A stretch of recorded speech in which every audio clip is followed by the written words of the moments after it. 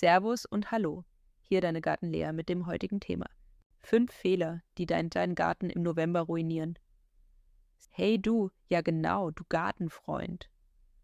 Wenn du denkst, im November kannst du dich gemütlich zurücklehnen, während dein Garten Winterschlaf hält, dann pass jetzt gut auf. Denn gerade jetzt passieren die 5 größten Fehler, die dir im Frühling den halben Garten kosten können. Ich zeig dir, was du auf keinen Fall machen darfst. Und natürlich, wie du es besser machst. Fehler 1. Alles runterschneiden. Viele denken, im Herbst muss alles weg. Falsch. Stauden, Gräser und manche Kräuter brauchen ihren natürlichen Frostschutz. Wenn du sie runterschneidest, fehlt ihnen die wärmende Schicht. Besser, lass sie stehen. Sie schützen sich selbst und bieten Insekten ein Winterquartier. Pluspunkt: ein mit Reif überzogenes Ziergras sieht im Winter einfach traumhaft aus. Fehler 2. Laub wegräumen. Überall. Laub ist kein Feind. Es ist pures Gartengold. Klar, auf dem Rasen kann's schimmeln, aber auf Beeten, unter Sträuchern oder im Kompost ist es genial. Es hält Feuchtigkeit, speichert Wärme und ist der perfekte Schutz für Regenwürmer und Co. Also, nur vom Rasen runter, aber sonst darf's liegen bleiben. Fehler 3. Falscher Rückschnitt bei Obstbäumen. Jetzt noch schnell die Schere? Bitte nicht.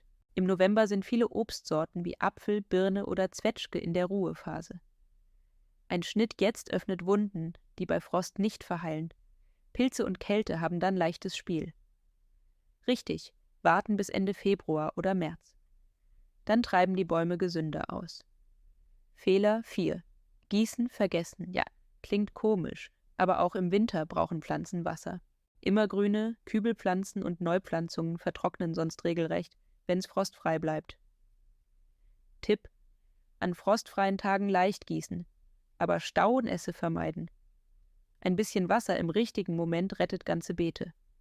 Fehler 5. Kübelpflanzen ungeschützt lassen. Der Klassiker: Terrakotta-Töpfe platzen, Wurzeln erfrieren und im Frühling ist das Drama groß. Mein Trick: stell die Kübel auf Styroporplatten oder Holz, um Bodenkälte zu vermeiden.